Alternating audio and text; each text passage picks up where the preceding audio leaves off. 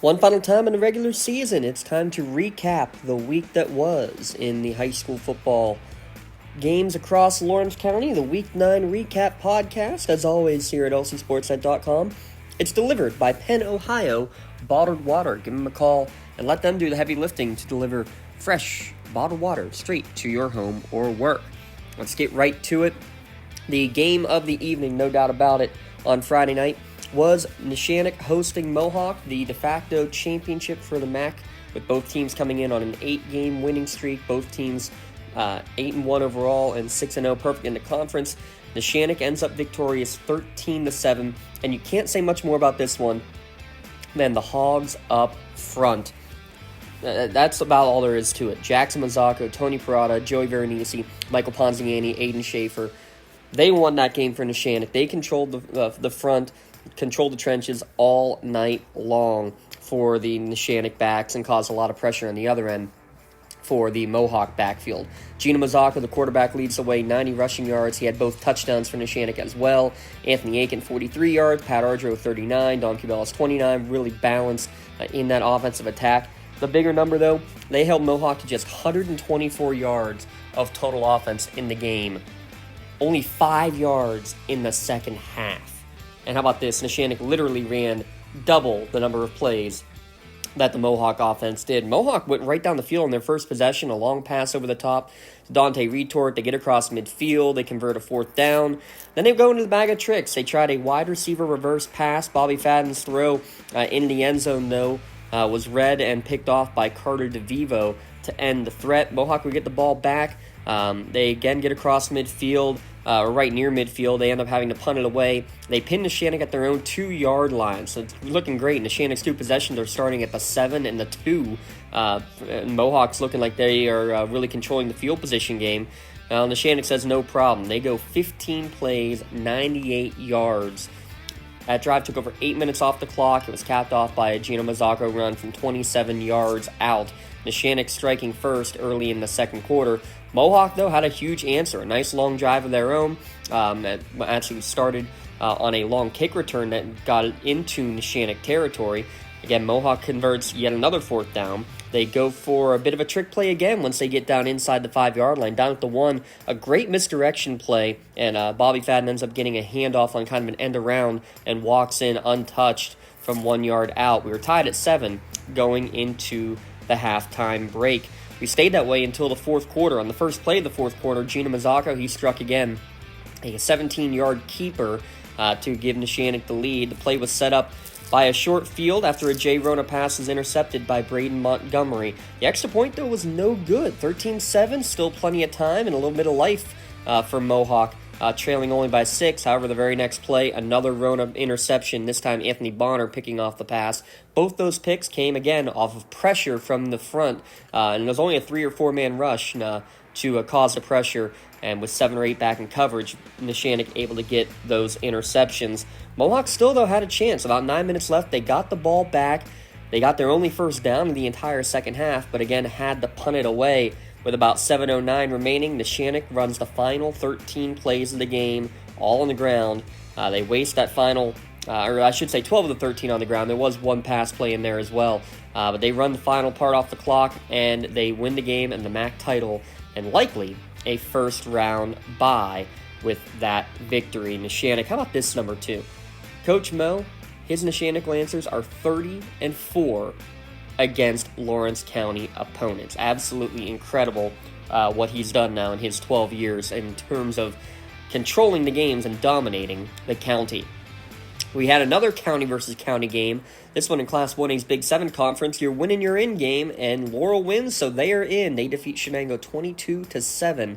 Laurel in the playoffs, probably going to be 12, 13, 14 seed, you would assume, in the Class 1A tournament. Maya Jarrett got things started off. She got her first career field goal, a 26-yarder, her first three-pointer of the year. They extend the lead to 9-0 just before half. A 69-yard pass from Lucas Santini to Colton Carlson. 9-0 Laurel led it to break. Shenango, though, came right out in the second half. They got their touchdown on the board. Connor Shearer with a 10-yard run made it 9-7. but a big fourth quarter for the Spartans as they respond with a Ben Hennon 2-yard run and then a 78-yard touchdown catch from Santini to Tyler Shearer. What a day Santini had. A career-high 221 passing yards and those 2 scores.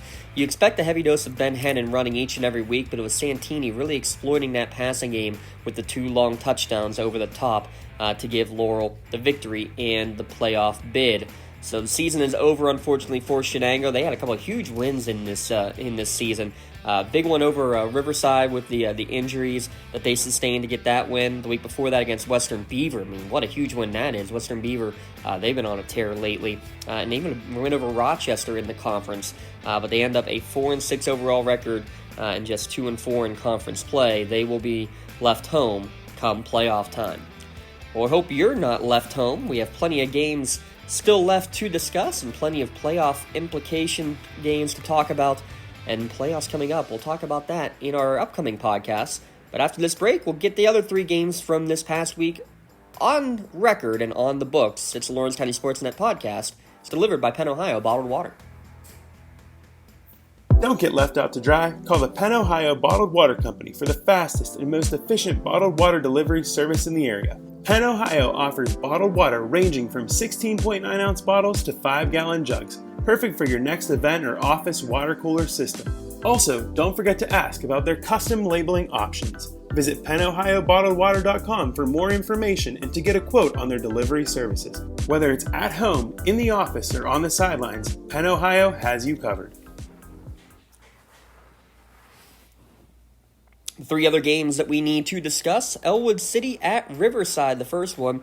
And this is a big game. Elwood City, they control their own destiny. They win, they're in. Riverside, actually, if they win, about a 99% chance they would be the ones that made it into the playoffs. There was a scenario where Riverside would win and not make it into the playoffs, but didn't matter. Elwood City taking care of business and then some. They snapped the second longest playoff drought in the WPIAL and win 41-0 for their first playoff bid since 2011.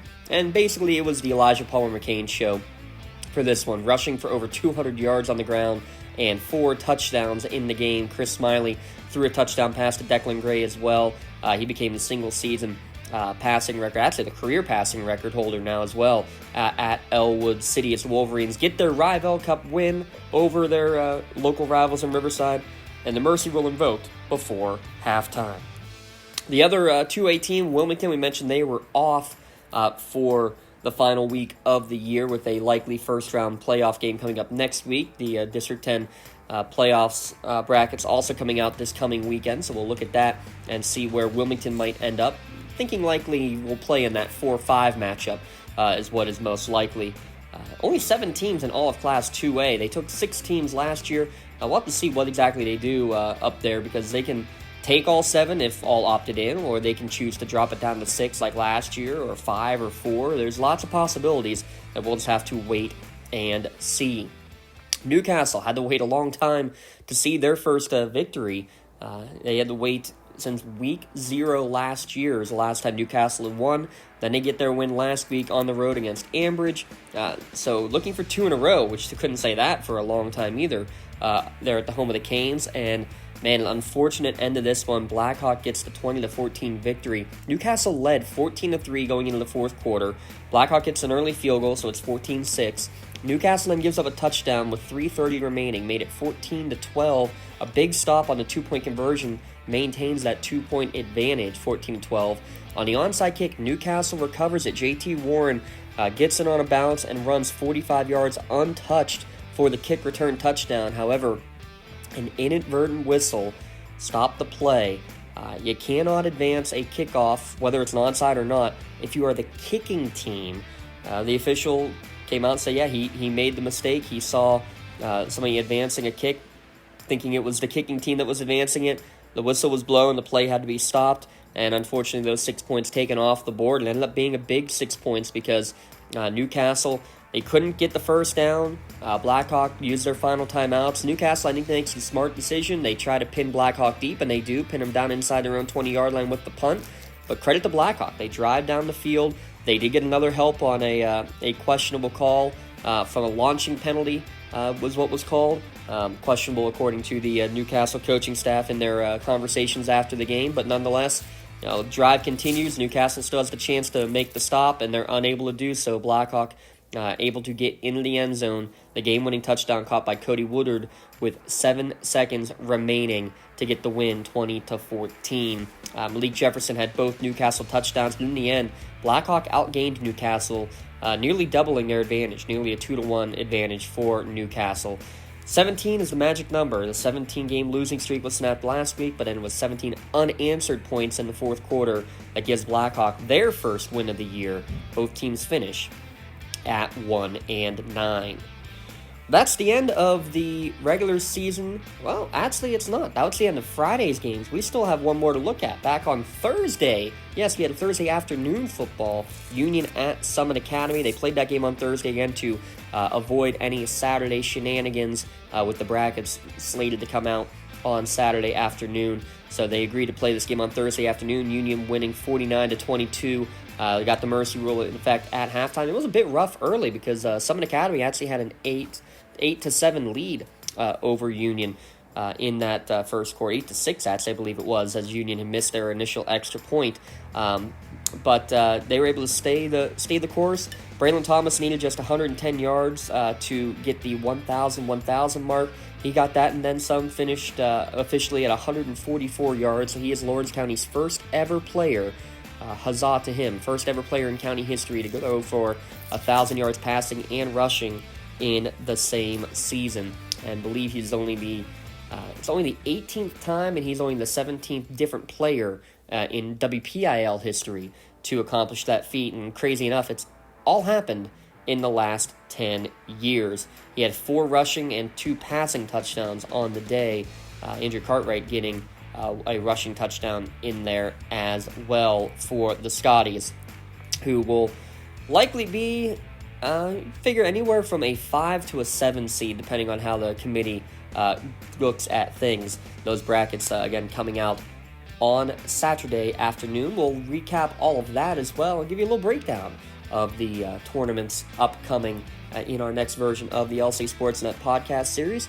Want to, again, thank our powering sponsor, the Lawrence County Community Action Partnership. Want to thank Penn Ohio Bottled Water for delivering these podcasts to you each and every week, and thank you for tuning in live or archive, because got to mention this, didn't get a chance to. How about this? We had over 4,000 viewers, by far our largest audience for a regular season football game for that Neshannock Mohawk game, and that goes with a in-person attendance of just shy of 1,500, according to Neshannock co-athletic director Bobby Burks. So huge shout out to all the fans who are watching at Bob Ledger Stadium and watching from afar. We appreciate you supporting these high school athletes, and we appreciate you joining the fun here in the Lawrence County Sportsnet, powered by LCAP.